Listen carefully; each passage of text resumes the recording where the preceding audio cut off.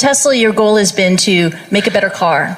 And you've done that with an electric vehicle that people covet, that has quite a cult following, that's upgradable. But you also want to achieve, and your turn of phrase is very nice, or try to achieve this platonic ideal of a car, right? To reach perfection. So what does the perfect car look like?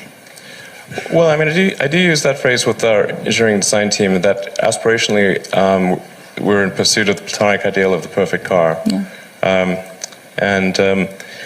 Who knows what that looks like actually, but you want to try to make every element of the car as flawless as possible. And there will always be, some degree of imperfection, but try to minimize that and create a car that is just delightful in every way. And I think if you do that, then the rest kind of takes care of itself. That third failure in a row, did you think, I need to pack this in? Never. Why not? I don't ever give up. I mean, I'd have to be dead or completely incapacitated. 8 weeks later, Musk bet the company on another flight. We have liftoff. And this time around, everything worked. Perfect. If that fourth launch hadn't worked, that would have been it. We would have not had the resources to mount a fifth. Really liking what you do, whatever area that you get into, given that even if you're the best, there's always a chance of failure. So I think it's important that you really like whatever you're doing. If you don't like it, life is too short. If you like what you're doing, you think about it even when you're not working. I mean, it's something that your mind is drawn to, and if you don't like it, you just really can't make it work, I think. So many people tried to talk me out of starting a rocket company. It was crazy. One good friend of mine collected a whole series of videos of rockets blowing up and made me watch those. He just didn't want me to lose all my money. We're doing these things that seem unlikely to succeed, and we've been fortunate, and at least thus far they have succeeded. Now is the time to take risk. You don't have kids. As you get older, your obligations increase. So and once you have a family, you start taking risk not just for yourself, but for your family as well. It gets much harder to do things that might not work out. So now is the time to do that before you have those obligations. So I would encourage you to take risks now. Do something bold. You won't regret it. The failures are not the most terrible things. Well, you have to learn from it and react to it. Yeah, exactly. When you're building something new, there's going to be mistakes. Yeah. And it's important to recognize those mistakes, acknowledge them, and take corrective action. Oh.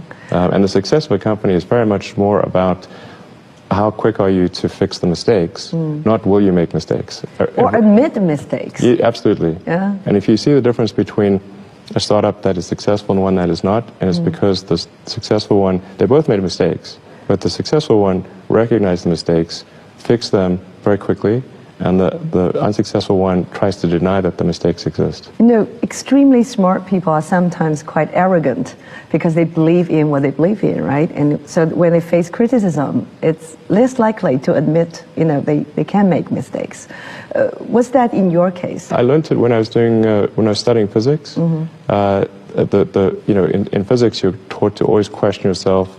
You're taught to always assume that you're wrong, not assume that you're right, and you have to prove yourself not wrong.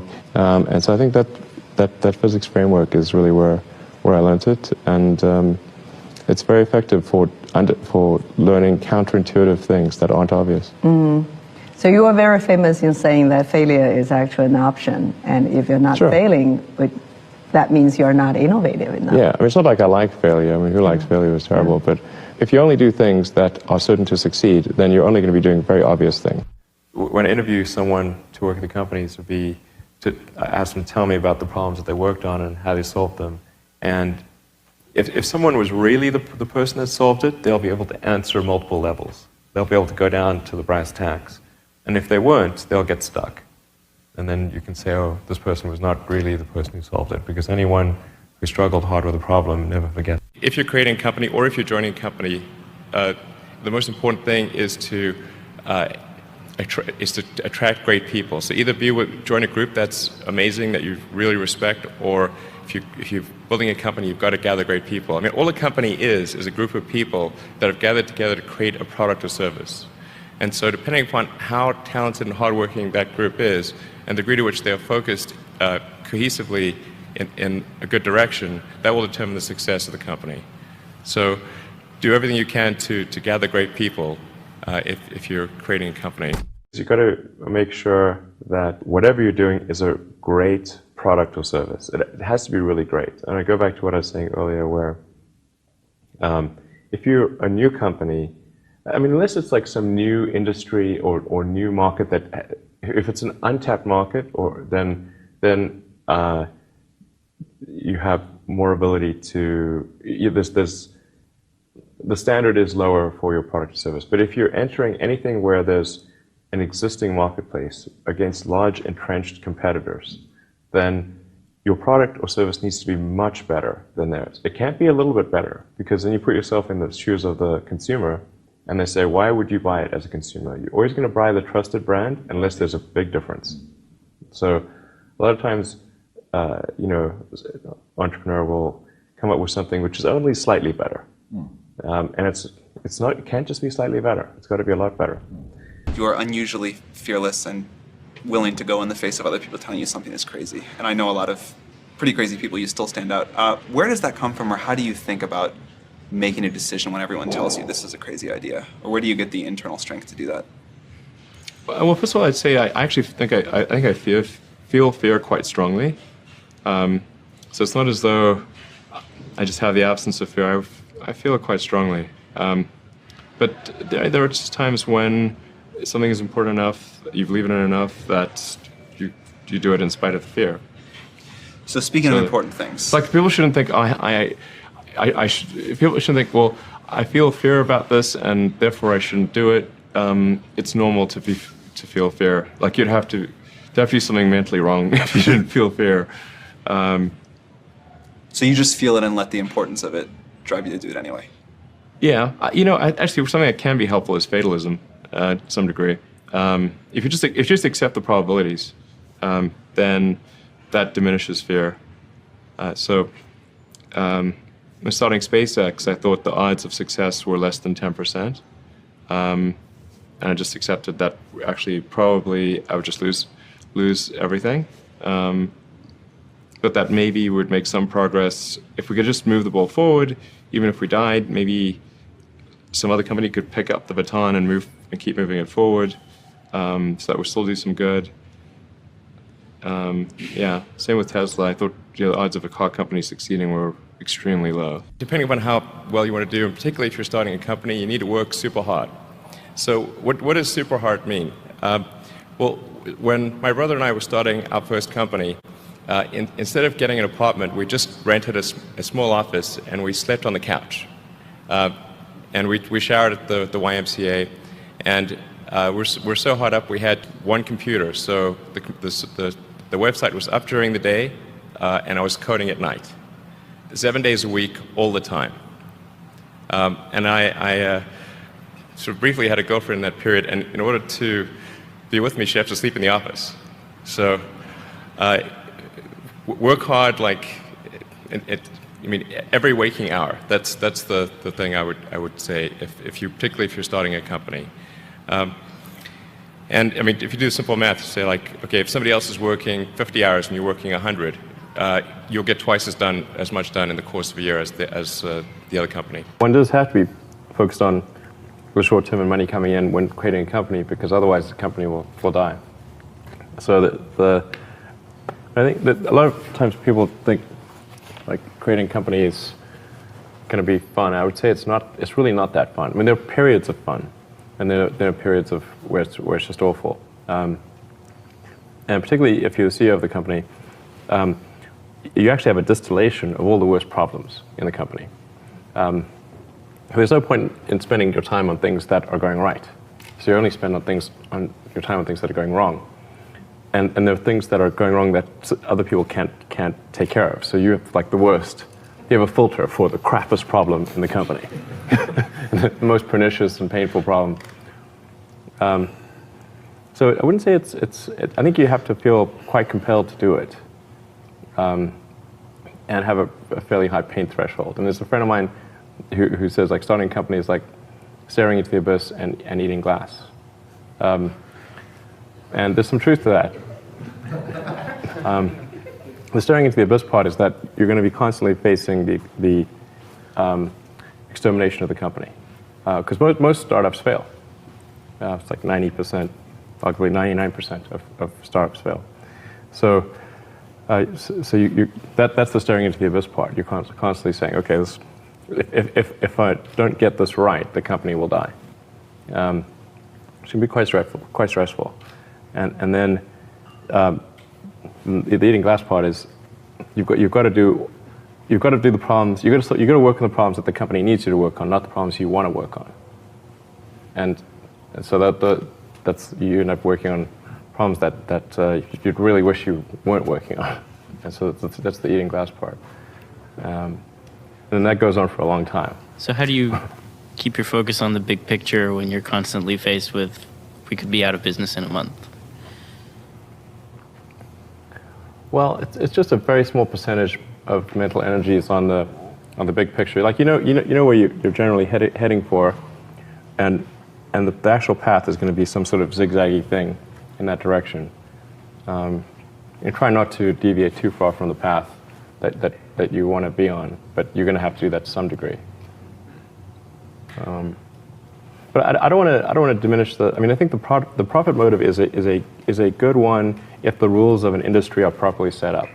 So there's nothing fundamentally wrong with profit. In fact, profit just means that people are paying you more for whatever you're doing than you're spending to create it. That's a good thing. and if that's not the case, then you'll be out of business, and rightfully so. Because you're not adding enough value. Being innovative can be very exciting in life, but doing business sometimes requires, persistence, and sometimes could be very boring. Do you have the same fun from innovation as from business, running a business? Well, I mean, or would you rather to be just an innovator, engineer, instead of a business owner or runner? I mean, I'd love to just do innovation and just do engineering. But you raise a good point, because a lot of life in general, in any job, there's like you have to do your chores. Mm-hmm. There's because nobody else can do that for you, right? Well, I think to be successful at almost anything, you have to do the tough stuff and as well as the enjoyable stuff. You have to do the boring stuff as well as the non-boring stuff. Mm-hmm. And if you don't do your chores, then bad things will happen. But if they don't do the things that they don't like to do, then the company will be in trouble. Yeah. Like you have to, you basically, like it's more fun to cook the meal than to clean the dishes. Mm-hmm. Okay, but you need to clean the dishes. You need to do both. Yes, you need to do both, exactly. First of all, I really need to give some thought to like, how can I provide advice that would be most helpful? And I'm not sure I've given enough thought to that to give you the best possible answer. But I think certainly being focused on something that you're confident will have high value to someone else, and just being really rigorous in making that assessment, because people tend to, a natural human tendency is wishful thinking. So a challenge for entrepreneurs is to say, well, what's the difference between really believing in your ideals and sticking to them versus pursuing some unrealistic dream that doesn't actually have merit? And that is a really difficult thing to tell. Can you tell the difference between those two things? Right. So you need to be sort of very rigorous in your self-analysis. I think certainly extremely tenacious, and then just work like hell. I mean, you just have to put in 80 to 100-hour weeks every week. Gosh, and that's then a lot of work. All those things improve the odds of success. Okay. I mean, if other people are putting in 40-hour work weeks and you're putting in 100-hour work weeks, then even if you're doing the same thing, you know that in 1 year you will achieve what they achieve. You will achieve in 4 months what it takes them a year to achieve. I would definitely advise people who are starting a company to expect a long period of quite high difficulty. Yeah. But I mean, as long as people stay super focused on creating the absolute best product or service that really delights their end customer. If they stay focused on that, then if you get it such that your customers want you to succeed, then you probably will. All right, you have to focus on the customer and delivering for them. Yeah, make sure if your customers love you, your odds of success are dramatically higher. Yeah. Question that has been discussed over the past couple of days. Should we be considering one-way only trips to Mars? What's the best approach to colonize the planet? Is it, but what's your view? Is that socially acceptable? Do you think people will sign up to do it? I think there's plenty of people who will sign up for a one-way trip to Mars. Maybe if we could have a show of hands, who would consider such an option? I see some, not many, but perhaps enough for a couple of missions. So certainly be enough. I mean, I think it's sort of like, is it a one-way mission and then you die? Or is it a one-way mission and you get resupplied? That's a big difference. Very good. Wait for the second option. Yeah, exactly.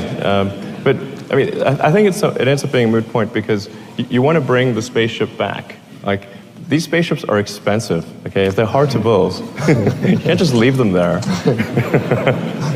So whether or not people want to come back or not is kind of, like, they can jump on if they want, but they need the spaceship back. Thank you. I mean, it's kind of weird. Like, there's like huge collection of spaceships on Mars over time. Like, it's like, maybe we should send them back. I mean, of course we should send them back. CEO of SpaceX, and you've said that your ultimate goal is to get humankind to Mars. I've heard your response to the question, but these guys need to hear it. Why is Mars important? Why does Mars matter? Sure. Well, I think it's really a fundamental decision we need to make as a civilization. What kind of future do we want? Do we want a future where we are forever confined to one planet until some eventual extinction event, however far in the future that might occur? Or do we want to become a multi-planet species and then ultimately be out there among the stars and be among many planets, many star systems? And I think the latter is a far more exciting and inspiring future than the former. And Mars is the next natural step. In fact, it's the only planet we really have a shot at establishing a self-sustaining city on. And I think once we do establish such a city, there will be a strong forcing function for the improvement of spaceflight technology that will then enable us to establish colonies elsewhere in the solar system and ultimately extend beyond our solar system. And so there's the defensive reason of protecting the future of humanity, ensuring that the light of consciousness is not extinguished should some calamity befall Earth. But also, and that's the defensive reason. But personally, I find what gets me more excited is the fact that this would be an incredible adventure. I mean, it would be like the greatest adventure ever. And it would be exciting and inspiring. And there need to be things that excite and inspire people. Yeah. You have to be, reasons why you get up in the morning. It can't just be solving problems. It's got to be, something great's going to happen in the future. Yeah, we talked about this at length yesterday. It's not an exit strategy or a backup plan for humankind when Earth fails. Right. It's also to inspire people on Earth, right, and to transcend and to go beyond our mental limits of what we think we can achieve. Right. I mean, you think of sort of how incredible the Apollo program was, and just I mean, if you ask anyone and say, name some of humanity's greatest achievements of the 20th century, the Apollo program, landing on the moon, would in many, if not most places, be number one. 2001, was just talking to a friend of mine, and he asked me what I was going to do after PayPal, and I thought, well, I was wondering, like, I'd like to get involved in space, but I just didn't think there was anything I could do as an individual. But I was curious as to when NASA would be sending a team to Mars, because that was always going to be the thing to do after the moon. I figured that there'd be some plan, and I'd just go to the website and I could read the schedule. Then Mars occurs. Oh yeah, it's like, okay, 2017, good, okay. But actually there wasn't anything on the website, and or at least I thought, like, can I not find it? Like, what's going on here? And is it secret? I don't know.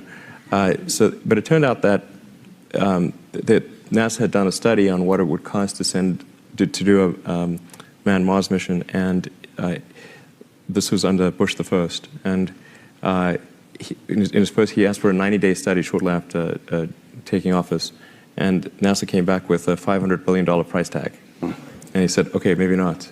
Billion with a B. That's when $500 billion was serious money for the government. So then that got totally shelved, and it was like you were not allowed to talk about any kind of crewed mission to Mars at NASA. Anyway, but I thought, well, if I can do something that would galvanize public interest, and then that public interest would translate to additional appropriations for NASA and increase their budget, then maybe they could do it. So actually, what I sort of thinking I would do is send a small greenhouse to the surface of Mars with seeds in dehydrated gel, and then upon landing, hydrate the gel and grow the plants. And the public tends to respond to precedents and superlatives. So this would be the furthest that life's ever traveled, the first life on Mars. I tried to figure out how to do this with the proceeds that I had from PayPal. And I was able to figure out how to get the cost of the spacecraft down and the communications and the little greenhouse and everything. But the one thing I couldn't compress was the cost to launch, because there are only a few options. And the US options were way too expensive. And so I ended up going to Russia 3 times to try to buy the biggest ICBM in the Russian nuclear fleet. That's where I'd start. Yeah. Yeah. Go big or go home. Right? Yeah. I mean, okay. There was some strange trips, that's for sure. But it's like virtually, like you can buy any. It's a very capitalist society in some ways. So I actually did negotiate a deal to buy 2 of the ICBMs minus the nukes.